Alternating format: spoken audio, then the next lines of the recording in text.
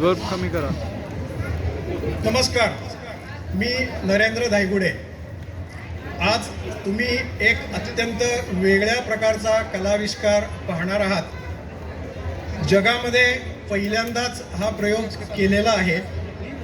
आपल्या विष्णू शंखावरती भारतीय शास्त्रीय संगीत हे बासरीप्रमाणे वाजविणे हा कलाविष्कार आहे.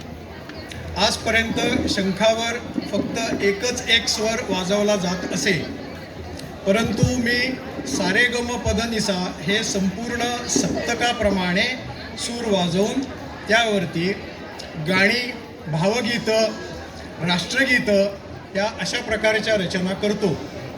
याचा एक विश्वविक्रम माझ्या नावावरती नोंद झालेला आहे आणि जगामधला हा असा पहिला आविष्कार या स्टेजवरून सादर करताना मला अत्यंत आनंद होतोय.